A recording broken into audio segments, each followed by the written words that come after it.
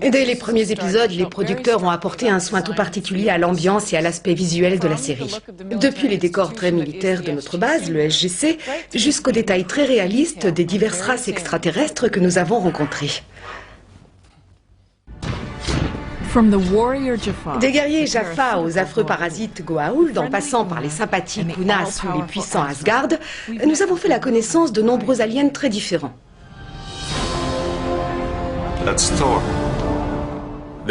Quand on veut représenter des extraterrestres, on a plein de possibilités. On a une équipe d'artistes et de designers très talentueux qui travaillent sur la série. Il nous suffit d'aller les voir et de leur demander de nous dessiner différentes propositions. Et une fois qu'ils ont créé quelque chose qui nous plaît, il n'y a plus qu'à réfléchir et essayer de voir ce qu'on peut faire de mieux avec notre budget. Mais si on veut un personnage qui soit marrant et qui puisse interagir régulièrement avec les autres, alors il vaut toujours mieux utiliser un acteur. C'est le meilleur moyen de donner une vraie personnalité à votre extraterrestre.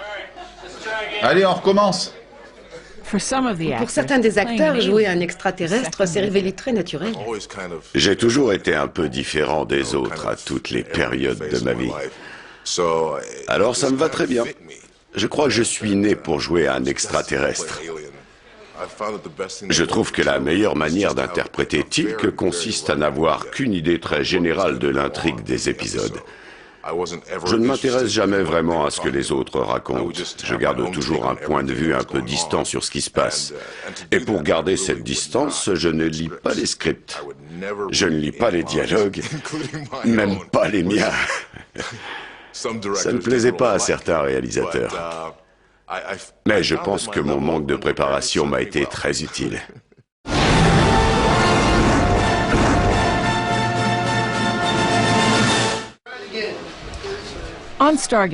Pour les extraterrestres de Stargate, nous nous inspirons de la nature et de nos pires cauchemars. Mais certains, comme les Asgard, sont vraiment gentils et bienveillants. Ils passent leur temps à sauver l'humanité. Alors, sont-ils si réalistes que ça? Les Asgard sont trop proches des humains pour n'être que des extraterrestres venus d'une lointaine planète sans lien de parenté avec nous. Ce ne serait pas crédible. Si nous rencontrions des extraterrestres dans ce genre-là, l'explication scientifique serait que nous avons eu un ancêtre commun, disons, il y a 2 millions d'années. Il faudrait à peu près 2 millions d'années d'évolution pour qu'on soit si différents. Très bien, mais à quoi pourraient ressembler de véritables extraterrestres? C'est exactement la question qui a été posée au professeur Stewart par le Musée des sciences de Londres. Si on veut une réponse scientifique, on ne peut pas se contenter de dire « imaginons des monstres de 5 mètres de haut avec la peau bleue et des cornes ». Il faut partir de l'environnement dans lequel vos extraterrestres ont évolué. Par exemple, chez nous sur Terre, nous avons une gravité relativement élevée et un sol très solide. Donc de nombreuses créatures se sont adaptées en développant un squelette rigide pour soutenir leur corps. Mais sur une autre planète, la vie aurait sans doute pris une forme très différente. Prenez Jupiter. C'est une gigantesque boule de gaz à la gravité très forte mais dénuée de surface solide. Comme il n'y a pas de sol sur lequel se tenir debout, ses habitants n'auraient sûrement pas de squelette. D'ailleurs, il serait plus probable qu'ils volent ou qu'ils flottent dans les airs. Et bien sûr, leur forme et leur comportement découleraient de là. On peut penser à des créatures en forme de ballon qui flotteraient dans l'atmosphère.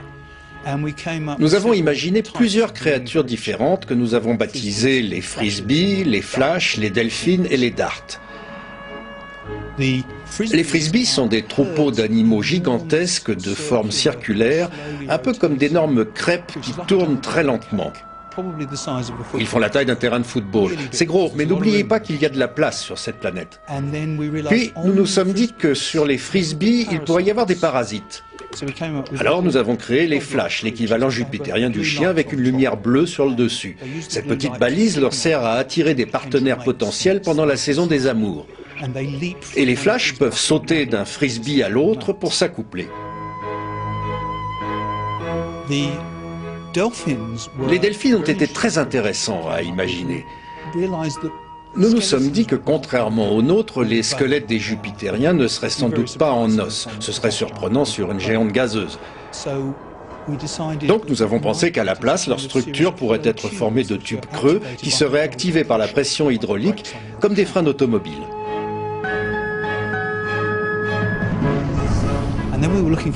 Puis nous avons voulu inventer des prédateurs plus rapides. Ce sont les darts qui vivent dans les couches inférieures de l'atmosphère. Ils ont 4 espèces de nageoires montées à angle droit, comme l'empennage d'une fléchette, dont ils ont aussi l'extrémité pointue. Les darts chassent en meute, ils grimpent en haute atmosphère et ils attaquent les frisbees. L'univers compte des milliards de planètes et de mondes différents. Alors qui sait quelle forme bizarre pourraient avoir les extraterrestres? Ils seront sûrement bien plus étranges que les Goa'uld ou les Asgard. En tout cas, pour de nombreux scientifiques, une seule chose ne fait aucun doute, c'est leur existence. L'univers est si vaste, il compte tellement d'étoiles et de planètes que je serais extrêmement surpris qu'il n'existe pas d'extraterrestres intelligents. Ça n'aurait aucun sens que nous soyons seuls dans l'univers. Il est déjà déconcertant d'envisager l'existence d'une vie extraterrestre, mais imaginer que nous puissions deviner quelle serait la forme ou le comportement de ces aliens, c'est s'aventurer au-delà des limites conventionnelles de la science. Néanmoins, notre dernier sujet est encore plus explosif. Est-il totalement fou d'envisager de voyager non plus seulement dans l'espace, mais aussi dans le temps?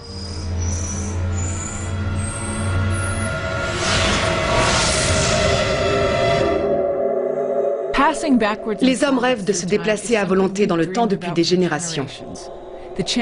La possibilité de voir notre avenir et de revivre notre passé est l'un des ressorts les plus passionnants de la fiction. Eh bien, figurez-vous que ça pourrait être possible, grâce une fois encore à Einstein et à sa théorie de la relativité. Einstein a compris que le temps ne s'écoulait pas au même rythme pour tout le monde. Il a calculé que plus vous vous déplaciez rapidement, plus le temps ralentissait pour vous. Alors, imaginons que j'ai une sœur jumelle. Elle reste ici sur Terre pendant que je grimpe dans une voiture de sport et que je voyage dans l'espace à 99% de la vitesse de la lumière.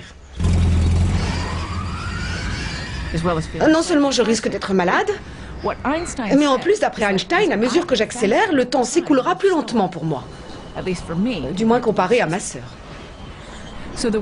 Donc, quand je rentrerai de mon petit voyage, j'aurais vieilli normalement, mais pour ma sœur, des dizaines d'années auraient passé. J'aurais donc effectué un saut vers l'avenir. Et le plus extraordinaire, c'est qu'une expérience a démontré cette théorie. L'une des premières expériences a été réalisée peu après la mise au point des horloges atomiques, capables de mesurer le temps avec une précision de l'ordre d'un millionième de seconde. 2 horloges atomiques ont été précisément synchronisées et l'une d'elles a été embarquée dans un avion qui a fait le tour du monde. À son retour, on a remarqué qu'elle s'était décalée d'environ 1/4 de millionième de seconde. C'est exactement ce que la théorie d'Einstein avait prévu. Mais le plus passionnant en termes de voyage temporel serait de pouvoir retourner dans le passé. C'est ça qui intéresse les gens, parce qu'on aimerait tous remonter le temps. Pour effacer nos erreurs de jeunesse ou les revivre, ça dépend de notre humeur. Et, oh surprise, la science nous apprend que ce n'est peut-être pas non plus si réaliste. Les physiciens ont réussi à imaginer plusieurs sortes de machines à remonter le temps potentielles qui, d'après les lois de la physique, pourraient nous permettre de retourner dans le passé. Par exemple, en faisant tourner tout l'univers, en enroulant l'univers pour former un cylindre, un trou noir en rotation pourrait être une machine à remonter le temps. Avec une forme de Et beignet. attirer vers le trou noir. Si le trou noir vibrait de plus en plus vite, Un gigantesque cylindre de matière qui tourne sur lui-même. un trou noir en rotation, Une machine à remonter le temps quantique. un grand nombre de phénomènes pourraient servir de machine à remonter le temps. Ce serait passionnant de voyager dans le temps, mais ça poserait un certain nombre de problèmes. D'ailleurs, nous en avons abordé certains dans Stargate. Que se passerait-il si je remontais le temps et que je me tirais une décharge de ZAT? Si je suis morte, qui a remonté le temps pour me tuer? C'est un paradoxe temporel insoluble. C'est sur ce genre de contradiction qu'était basée toute la fin de la saison 8. We saw the tablet. What tablet? Oh, the one you haven't written yet.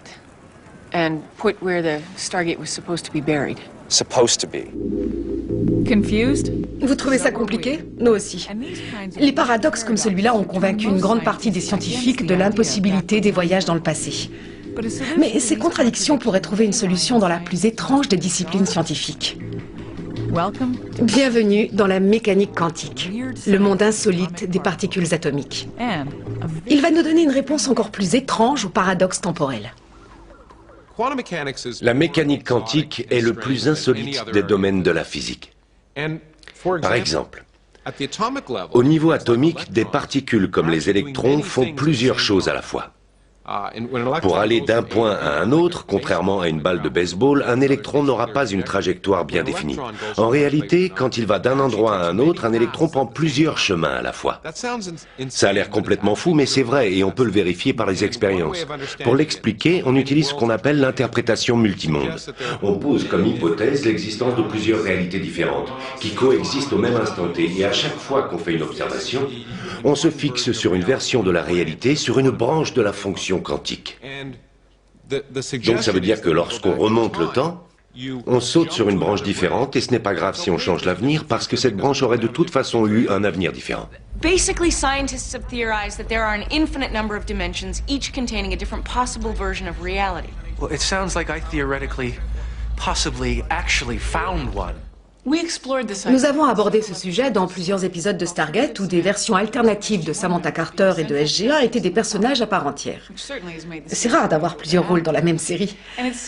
Apparemment, ça résoudrait le paradoxe des voyages dans le passé.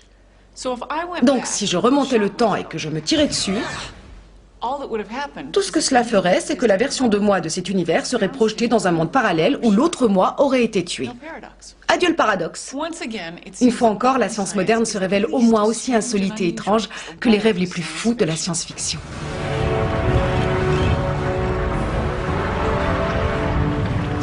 La science et la science-fiction s'intéressent toutes les deux aux possibilités.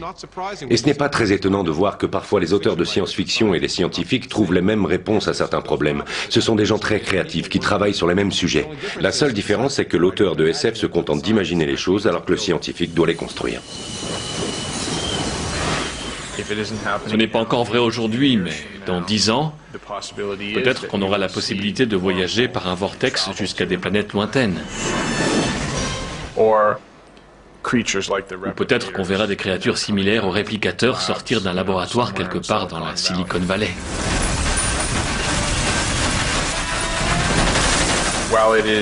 Ça reste du domaine du rêve, on se sert de la science pour raconter des histoires. Mais ce côté scientifique plaît beaucoup à une partie des spectateurs, pour qui nous sommes toujours à la frontière du possible.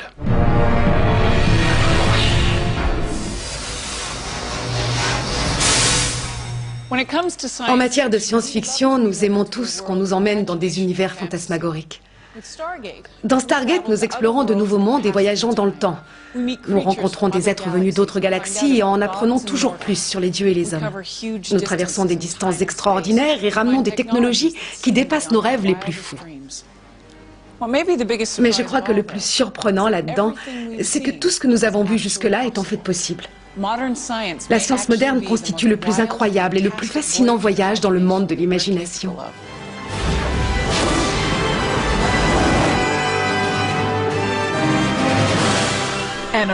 Et bien sûr, dans Stargate, il ne faut jamais se fier aux apparences. Dans le véritable complexe de Cheyenne Mountain, il y a une porte. Elle a plusieurs grosses serrures et une petite fenêtre condamnée. Et au-dessus, il y a marqué Stargate Command. Et c'est un placard à balai. Je vous assure, un placard à balai.